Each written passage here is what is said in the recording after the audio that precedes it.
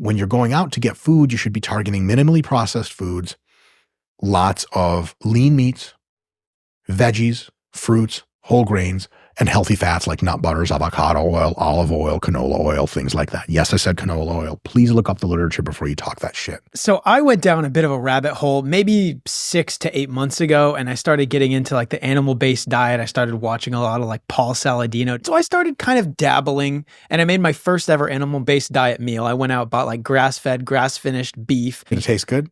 And then I put the beef and the cheese together and I drizzled raw honey on it and I ate it. And I'm like, there's no way this is that healthy. You hacked your way out of the carnivore diet. I made the plate exactly as he told me to, and it tasted delicious. Yeah. And it's just like ground beef and cheese and a huge mound of it. Yeah. And I thought, like, I looked at it. You got tricked, man. And I Is made this it. healthy? I made it with my friend, and we were like all into it together, listening to all his podcasts. We finally did it. I looked at him, and we just started dying laughing because, and it's such a beautiful moment. And I have a picture on my phone. I'll try to put it up on the screen right now. But there's no way that was healthy because it just tasted way too good. And but he makes sense to the intuitive brain. If you think about it. Yeah, even a decent amount, as long as you're not like an expert in nutrition, it makes sense if you don't get grain-fed beef because then they put different, what do you call the things that you put on grain? Not the hormones, but the pesticides. Yeah, the pesticides, and pesticides it can go through your entire body. Insanely safe. They've been tested repeatedly. Almost every American and almost everyone who sprays pesticides for a living sees almost no, if not zero, statistical harm in any measurable way from pesticides. This is, again, one of these things where I'm not a toxicologist, but I swear to God, there's got to be hundreds of toxicologists watching this and throwing shit at the screen and cheering right now because, God damn it, they say this shit all the time and nobody fucking listens to them. But you mentioned toxicologists, and I will say, like, now it's so difficult. People will always scrutinize us for having different people on our show with opinions that just don't agree with what their opinion is. The problem is you can find an expert because they'd be like, well, actually, some Nobel laureates disagreed with what your guest said. And I'm like, well, you can find an expert that supports any opinion ever. Yeah. And that's the hard part, is someone that's trying to find truth in terms of nutrition is like, you find people that are, doctors, and then you find some other nutritionists that they're all saying different things. And it's so hard to find what is the actual truth. Is Diet Coke fine to drink? Yeah, we're totally all wondering. Fine. That's absolutely we're fine. all wondering what the actual truth is in terms of how do you have a healthy diet? Yeah, it's absolutely fine. And if you take the position stands of modern toxicology associations, if you take the position stands of various regulatory agencies like the U.S. Department of Agriculture and so on and so forth, they have roughly the same opinions and have had roughly the same opinions for like a generation and a half on all of this stuff. I'll say another thing. The USDA food guide pyramid, the classic one with all the fucking grains at the bottom. The oils. Little oils at the top and stuff. A little bit of an interesting take on nutrition, but not wrong. Not wrong at all. Totally fine if you eat according to that pyramid. And part of the pyramid is usually to eat a diet that's balanced in calorie needs so that you don't, gain excessive weight. If you do that, it's great. And so people will say like, oh, like the USDA food guide pyramid steered us wrong.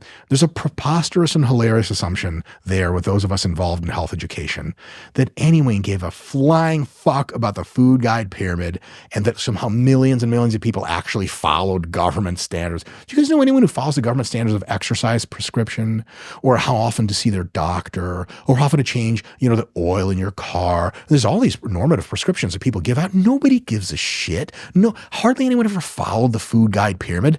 People just eat really tasty food and they're going to hack their way to eating tasty food, and a lot of it when given the opportunity 9 times out of 10. But what about eating steak like daily, every single day, having a big hunk of steak? Would you consider that an unhealthy thing to do, a healthy thing to do? I heard you say on a podcast that I thought was really fascinating. If you're in good shape, then that virtually combats everything. Yeah. You can eat most things and you shouldn't have to worry so much about cholesterol or so much about all of these different things that everyone is always so frightened of, as long as you just are not fat. You have a decent amount of muscle and not a lot of fat. If you're pretty physically active, if you eat mostly nutritious food from the categories I just mentioned, lean meats, veggies, fruits, whole grains, healthy fats, even if you bias one of those categories largely in one way or another. For example, if you eat mostly lean meats, and even some fatty meats are okay, you eat plenty of veggies, but you eat almost no fruits and zero grains, and you're eating in such a way that you're of a healthy body weight, you're physically active, you have some muscle mass, you've taken care of like probably 95% of all of the impact of nutrition on your health. There is an argument for that 5% on the margins for sure. But if your diet includes daily big hunkin' old steak, but you're not eating in a caloric excess on most days, you're of a healthy body weight like you two fine young gentlemen here, and you're physically active, you are taking care of all the big rocks and you're totally fine. And so the vast majority of nutritionists who are availed to the data will say like, yes, if you want to eat a steak a day and your blood work looks good and you are not gaining weight over time and you're physically active, rock on, steak's great. And I could have said almost any other food and it would have been totally fine. You can even have a diet where you eat a substantial amount of pretty processed foods, but if you don't get into a caloric surplus and you still eat enough foods that are nutritious, get enough vitamins, minerals, phytochemicals, fiber, things like that, then you can even stuff a pretty decent amount of junk into your diet. And as long as you're not overeating and you don't gain weight, you're getting like 85% of the health benefit. Now, if you reduce the junk substantially, you go up to 95%. And at that point, like there are a variety of diets. Keto diet works great. Vegan diet works great. Paleo is awesome. It's an awesome diet. But listen, if your idea of the paleo diet is to drizzle honey on everything you fucking eat. It was tasty. It was so good. So good, right? And then just like start gaining weight again. Paleo diet's not going to save you. You can gain weight on almost every diet. I will say the carnivore diet is difficult to gain weight on because like just eating slabs of steak and nothing else, there's only so much of that shit you're going to eat, but that's a palatability thing. It used to be true that vegans were some of the leanest and healthiest people that you would study statistically as a group.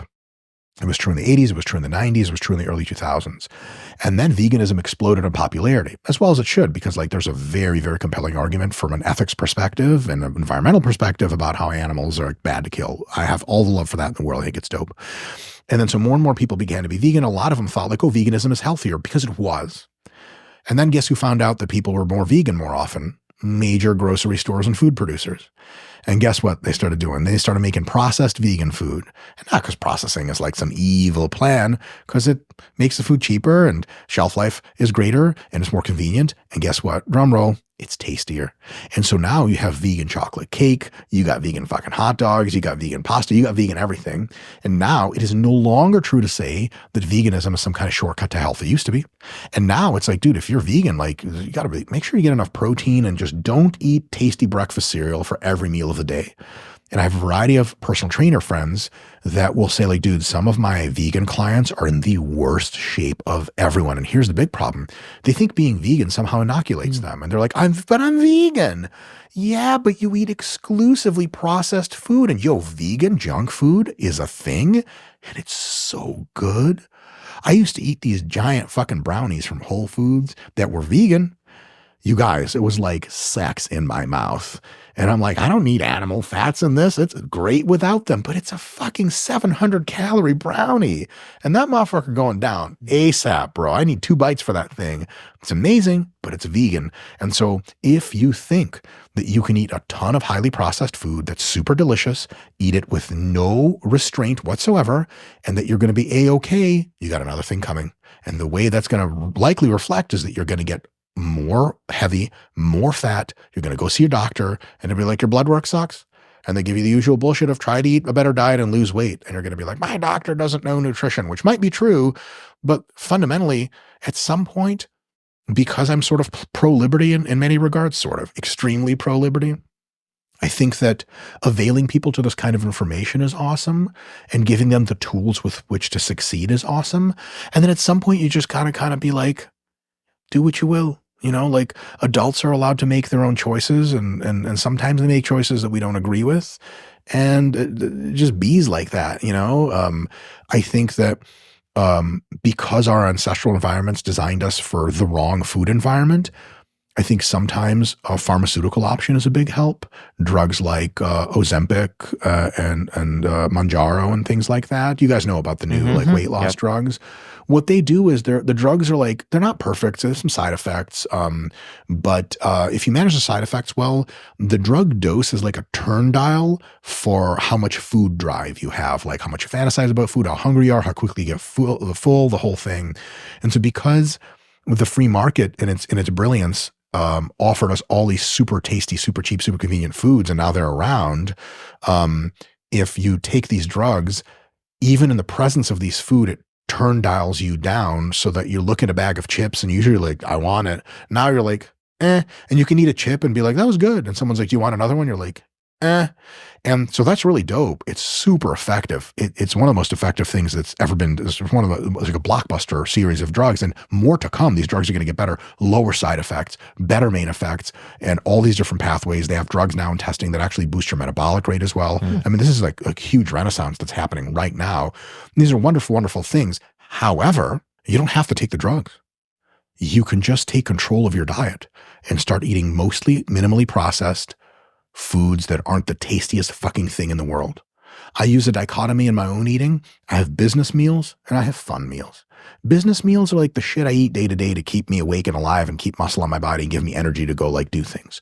And that means they're like mostly like broccoli slaw and rice and chicken and ground beef and like, you know, shit that you look at and you're like if a restaurant served it, they would go out of business in a few days because everyone's like, why the hell am I paying money for this shit?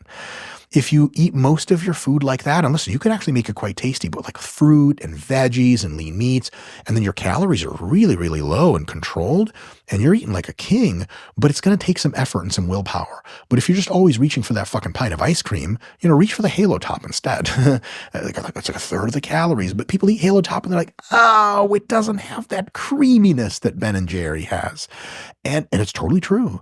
And so if you make a decision to eat healthier and you just talk to ChatGPT or Claude or Nova or any of the models about like, how do I eat in a way that constrains my calories? And I heard that like eating too much tasty food is bad. They're going to let you know all about that shit. It's not rocket science, but you're an adult. You got to do the shit.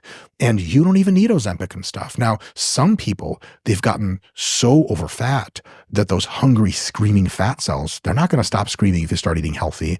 And it'll help a ton that you're eating healthy and you start losing weight, but it'll be a battle.